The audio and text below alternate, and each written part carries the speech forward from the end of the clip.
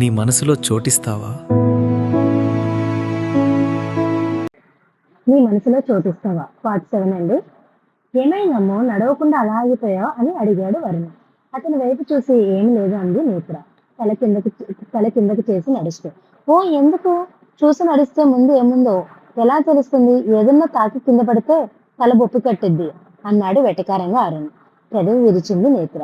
Parking కి కొంచెం దూరం రాగానే ఆమెను వదిలి వరుణ్ కార్ తీసుకురావడానికి వెళ్ళిపోయాడు. అరుణ్ చుట్టుపక్కల చూస్తూ ఉన్నాడు.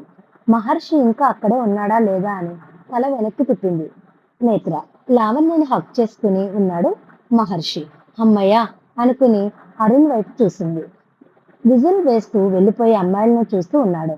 నేత్ర చూడడం గమనించి నేను అందంగానే ఉంటాను మరి కొరుకు తినదట్టు చూడకన్నాడు. కళ్ళు పెద్దవి చేసి నోరు గాలికి వదిలేసింది. కొంటెగా నవ్వాడు అరుణ్. నన్ను అంటూ అతన్ని కొట్టడం స్టార్ట్ చేసింది. ఓయ్ ఏం తింటున్నావు? ఇంత గట్టిగా ఉన్నావు? అబ్బా అంటూ దెబ్బలను తట్టుకుంటున్నాడు. వరుణ్ కార్ తీసుకువచ్చి నేత్ర అరుణ్ని కొట్టడం చూసి రే ఏం వేదం పని చేశావురా అంటాడు. కొట్టడం ఆపి వరుణ్ వైపు కొంచెం తిరిగి చెప్పింది ఏం జరిగిందో. వాడంతేలే అమ్మో లీవ్ ఇట్, మేం నిన్ను డ్రాప్ చేస్తాం వస్తావా అని అడిగాడు వరుణ్. అప్పుడే వాళ్ళ ముందు మోహన్ కారు వచ్చి ఆగింది. ఏమైంది నీతు అని అడిగారు ఆయన. అరుణ్ వరుణ్ని చూసి వాళ్ళేమన్నా ఆమెను ఏడిపిస్తున్నారేమో అని కంగారు పడ్డాడు. మావయ్య నా ఫ్రెండ్స్ వరుణ్ అరుణ్ అంది. కారు దిగి వాళ్ళ దగ్గరికి వచ్చి షేక్ హ్యాండ్ ఇచ్చాడు మోహన్. వెళ్దామా తల్లి అన్నాడు ఆమె వైపు చూసి. సరే మావయ్య అంటూ బాయ్ చెప్పింది వాళ్లకు. తన బ్యాక్ సీట్ లో వరుణ్ పెడితే కార్ డోర్ తీశాడు అరుణ్. మోహన్ మాత్రం వాళ్ళని పరిశీలిస్తున్నాడు. ఎక్కువ అన్నాడు అలాగే నిలబడిన నేతుతో. అరుణ్ హాహా అంటూ ఎక్కింది కార్లో. డోర్ వేసి జాగ్రత్తగా రేపు కలుద్దాం మళ్ళీ అన్నాడు. స్మైల్ చేసింది నేత్ర. జాగ్రత్త అని జాగ్రత్త అని దేనిని అన్నానో తెలుసా అన్నాడు మళ్ళీ. నన్నేగా అంది నేత్ర. నీ మొహం నేనంది మా బుక్స్ ని ఎలా ఇచ్చామో అలాగే తీసుకురావాలి లేదంటే నీకుండేది రేపు అన్నాడు. కార్ డోర్ పై చేతులు పెట్టి మాట్లాడుతున్న అతన్ని వెనక నుండి షర్ట్ పట్టుకుని లాగాడు వరుణ్. రేయ్ పడతాన్రా లేదంటే షర్ట్ చిరిగిపోతుంది అని కేకలు పెడుతున్నాడు అరుణ్. మోహన్ కార్ స్టార్ట్ చేశాడు. వాళ్ళని చూస్తూ నవ్వుతూ బాయ్ చెప్పింది నేత్ర. పోట్లాడడం ఆపి వాళ్ళు కూడా అక్కడి నుండి వెళ్ళిపోయారు. కానీ అప్పటి వరకు అదంతా చూస్తున్న మహర్షి మాత్రం కూల్గా ఉండలేకపోతున్నాడు. నేత్ర వాళ్ళతో అలా మాట్లాడడం వాళ్ళు తను కేర్ చేయడం అవన్నీ అతని సహనాన్ని పరీక్ష పెడుతున్నట్టుగా ఉన్నాయి. ఆమెతో వాళ్ళు మాట్లాడడం ఇష్టం లేదన్నట్టుగా ఉంది మహర్షికి. వెళ్దామా అని లావణ్య అడగగానే హా లవ్ అంటూ కార్ ఎక్కి ఇంటి వైపు డ్రైవ్ చేస్తాడు.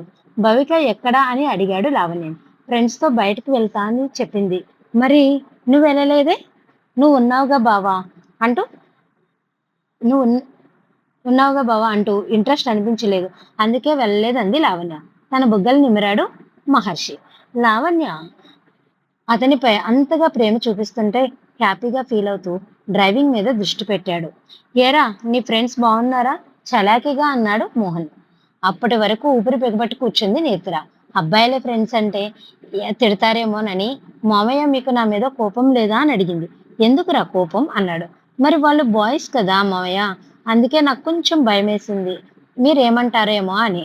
మోహన్ నవ్వుతూ నీకు ఆ భయం అవసరం లేదురా.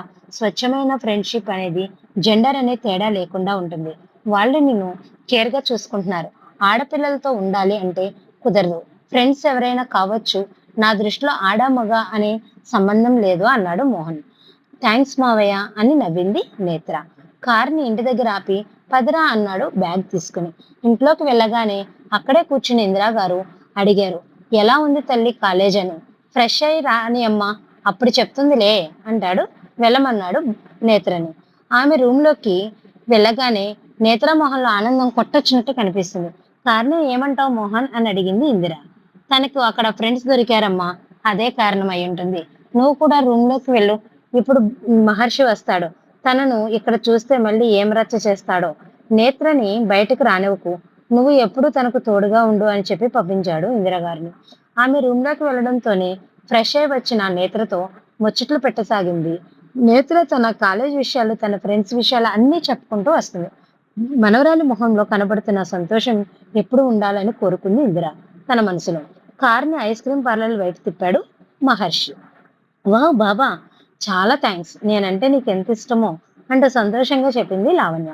అదే తనకు కావాల్సింది అన్నట్టుగా పార్లర్ ముందు కారు ఆపి లోపలికి వెళ్లారు. ఆమెకి ఇష్టమైన ఐస్ క్రీంను ఆర్డర్ పెట్టి ఫోన్ చూస్తూ కూర్చున్నాడు. అమ్ము కూడా ఉంటే బాగుండేది కదరా, తన్ను చూస్తే కుందేలు పిల్ల అనిపిస్తుంది నాకు. ముగ్గురం కలిసి ఐస్ క్రీం తినేవాళ్ళం, ఒక రోజులో చాలా కలిసిపోయింది అన్నాడు వరుణ్. రాక్షసురా అది, చూసావుగా నన్నెలా కొట్టిందో, రాని రేపు చెప్తా దాని పని అన్నాడు అరుణ్. ఏదో వెధవ పని చేయడం ఏమన్నా అంటే వేరే వారి మీద తోసేయడం బాగుందిరా. నువ్వేం చెయ్యందే నిన్ను కొట్టిందా అన్నాడు ఒక ఐబ్రో ఆఫ్ చేసి. నేనేమన్నా బాగున్నా నేనేమన్నా బాగున్నా కొరుకు తినేలా చూడకన్నాను అంతే అన్నాడు అరుణ్. అదే మరి నీ ఫేస్కి అంత సీన్ ఉంది అని నువ్వు అనుకుంటున్నావా? నేత్ర చాలా అందంగా ఉందిరా, ఆ కాల్ ఒకటి సరిగ్గా ఉంటే మిస్ ఇండియా పోటీలో పాల్గొనమని నేనే చెప్పేవాడిని అన్నాడు వరుణ్. అప్పటి వరకు ఫోన్ చూస్తున్న మహర్షి నేత్ర పేరు రాగానే తల తిప్పి చూశాడు. ఫస్ట్ నుండి వాళ్ళ మాటలన్నీ విన్నాడు. వాళ్ళ పక్క టేబుల్లోనే అరుణ్ వరుణ్ కూర్చొని మాట్లాడుకుంటున్నారు. అది నిజమే కనుకో, ఒకసారి మనమే తన హాస్పిటల్కి తీసుకువెళ్దామా? ఒకవేళ కాలు బాగయ్యే ఛాన్సెస్ ఉన్నాయేమో అడుగుదాం అన్నాడు అరుణ్. కరెక్టేరా, నాకు ఈ ఐడియా రాలేదు, రేపు ఈవినింగ్ చూద్దాం సరేనా అంటూ చెప్పి ఐస్ క్రీం తినడం పూర్తి కాగానే లేచి వెళ్ళిపోయారు. మహర్షికి కూడా ఆ ఆలోచన సరైనదే అనిపించింది. ఒక్కసారి హాస్పిటల్కి వెళ్తే ఏదైనా ఛాన్స్ ఉంటే బెటర్ కదా అనిపించింది. కానీ తనను తీసుకువెళ్ళడం ఏంటి నాన్ సెన్స్ అనుకుంటూ లావణ్యను చూశాడు. పరిసరాలతో మనకు సంబంధం ఏంటి అన్నట్టు తింటుంది. మే తినడం మీదనే దృష్టి పెట్టి తింటుంది. ఆమె తినడానికి నవ్వుకుని తినగానే బిల్ పే చేసి ఇంటికి వెళ్ళారు.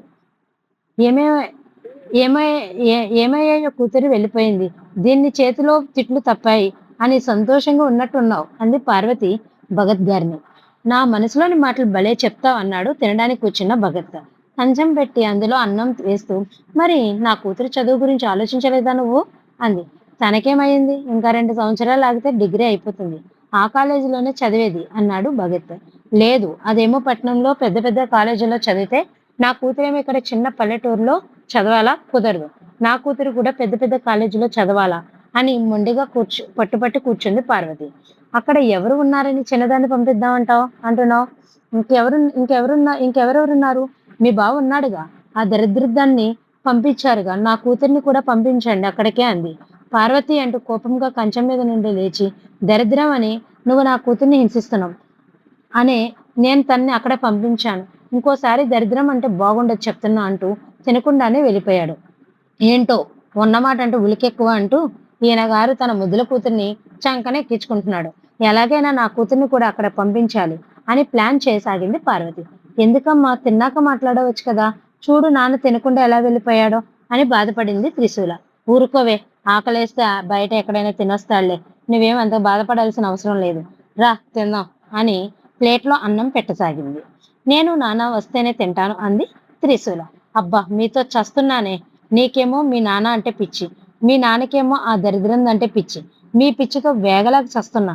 వెళ్తున్నా వెళ్ళి తీసుకువస్తాలే, ఏడవకు అని అక్కడి నుండి లేచి భగత్ గారిని దగ్గరికి వెళ్ళింది. మీకు స్టోరీ నచ్చితే లైక్ చేయండి, షేర్ చేయండి, కామెంట్ చేయండి. అదేవిధంగా ఏమైనా తప్పులున్నా కానీ చెప్పండి. Thank you.